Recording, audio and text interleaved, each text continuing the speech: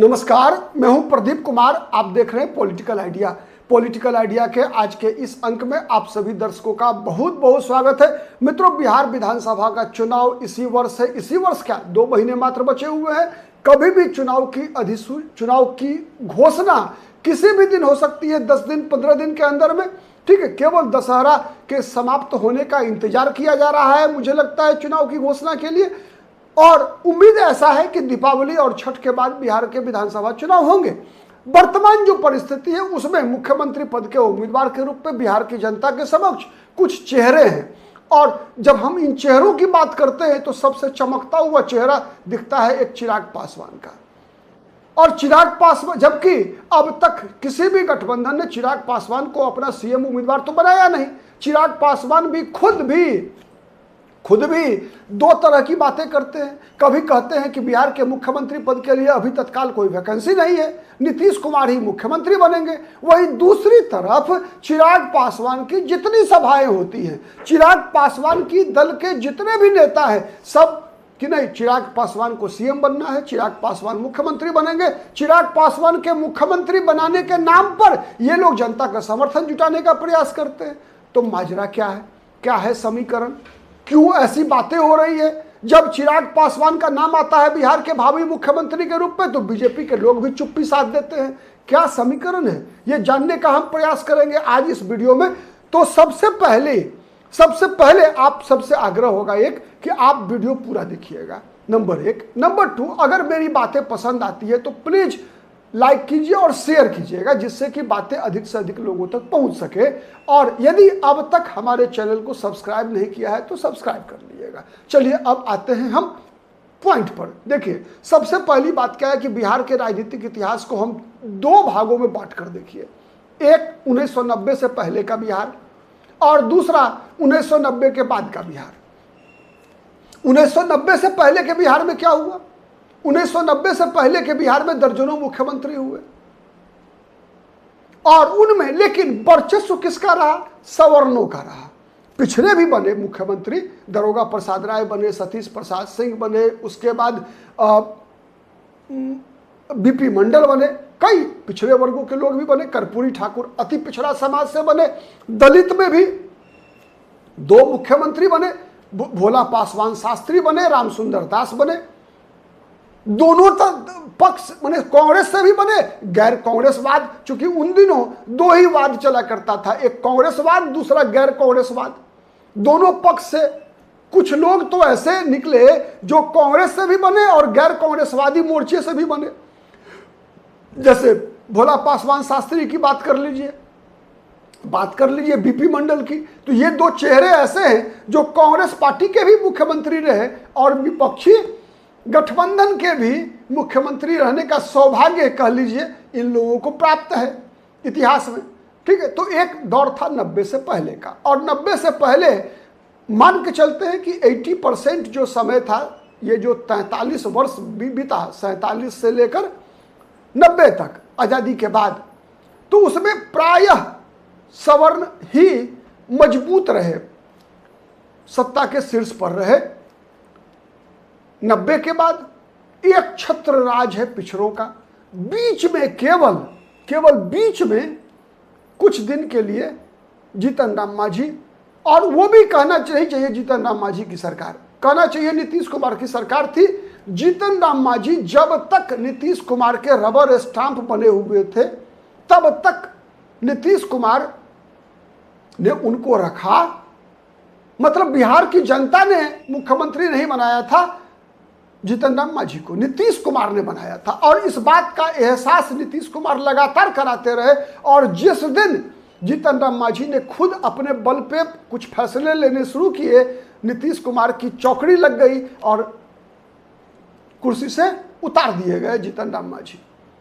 तो प्रायः हम कह सकते हैं 90 से लेकर 2025, 25 से 30 क्या होगा अभी बाद में बात करेंगे, ठीक है। लेकिन 90 से 25 2 जातियों का, यादव और कुर्मी, पिछड़ावाद की राजनीति आप कह सकते हैं एकदम पीक पर रही।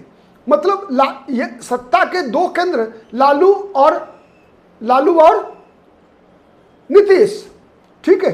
और इतना ही परिवर्तन नहीं हुआ, परिवर्तन और हुआ। 90 से पहले आप देखेंगे या 90 के दौर में देखेंगे, जितनी भी पार्टियां थी, बड़ी पार्टियां, प्रायः अधिकतर राजनीतिक दलों के जो बिहार में प्रमुख हुआ करते थे वो सवर्ण समाज के हुआ करते थे।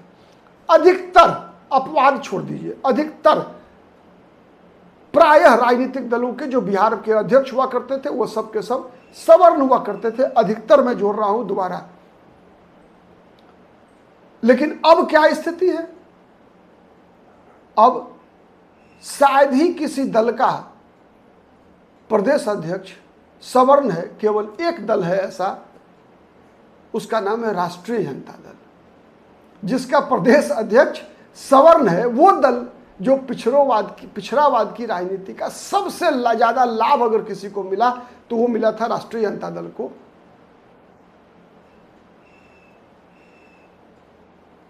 अब राजद में भी नहीं रहा।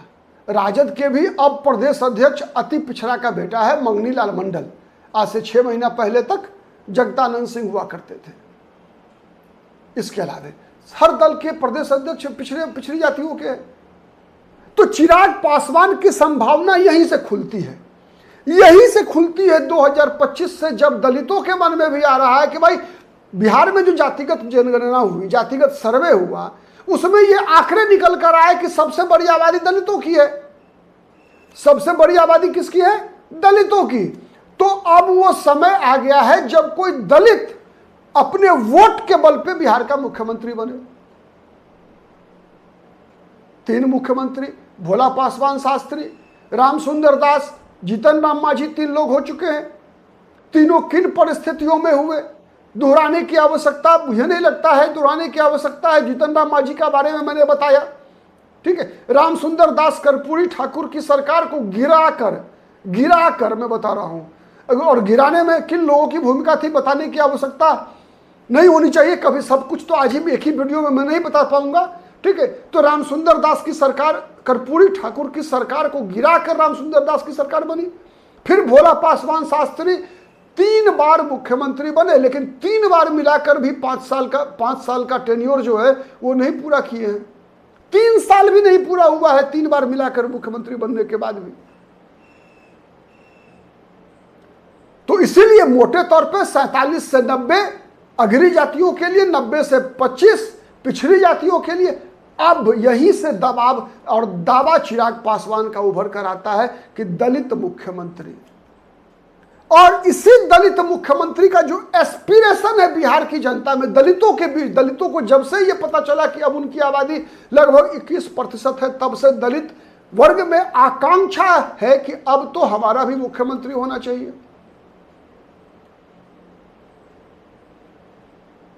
इसीलिए आपको याद होगा, केवल चिराग पासवान की बात नहीं, कांग्रेस पार्टी के भी प्रदेश अध्यक्ष राजेश राम ने कुछ दिन पहले, आपको याद होगा कि जब उनसे पत्रकार ने पूछा कि भाई आप लोग तेजस्वी यादव के नाम की घोषणा क्यों नहीं करते हैं, तो राजेश राम का कमेंट क्या था याद है?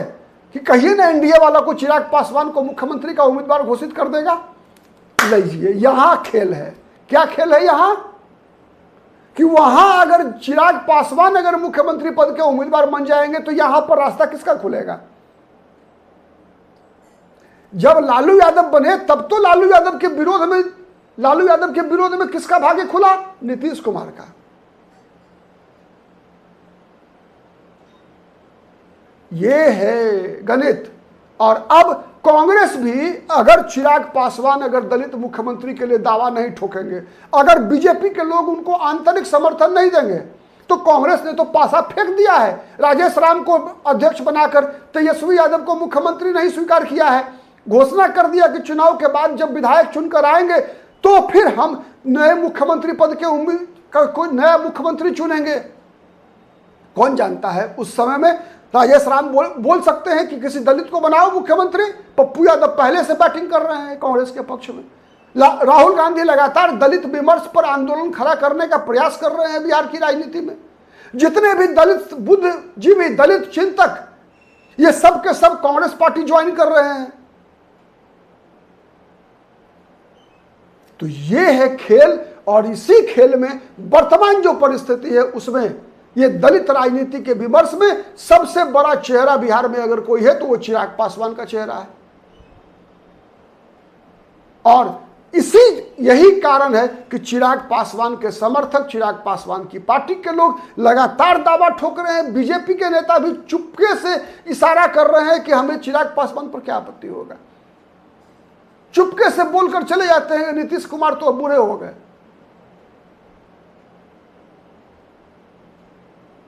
तो यह है बिहार का समीकरण, यह है बिहार का नई राजनीति, यह है बिहार का दलित समीकरण और यह है चिराग पासवान का दाव, चिराग पासवान के मुख्यमंत्री पद की उम्मीदवारी का दावा का आधार। और यह आधार इतना मजबूत है मित्रों कि अब ज्यादा दिन तक कोई लेट नहीं कर सकता। ठीक है, हो सकता है, संभावना बनती है कि 25 में नीतीश कुमार बन जाए कुछ दिन के लिए, लेकिन कितने दिन चलेंगे? कहावत है, जब कोई एक तरह से कह सकते हैं ना कि लहर उठती है समुद्र के अंदर, तो लहर तभी शांत होती है जब उसको मंजिल मिलता है। तो वैसे ही जैसे बिहार की राजनीति में अब दलित मुख्यमंत्री की बात उठी है, दलित नेतृत्व की बात चल रही है, तो ये रुकने वाली थोड़े है। केवल एक चेहरे की तलाश है। आपको याद है नीतीश कुमार के रूप में लव कुश को चेहरा मिला, नीतीश कुमार बन गए। लालू प्रसाद यादव की परिस्थिति अलग थी, वो बोफोर्स तोप के मुद्दे पर चुनाव जीते थे।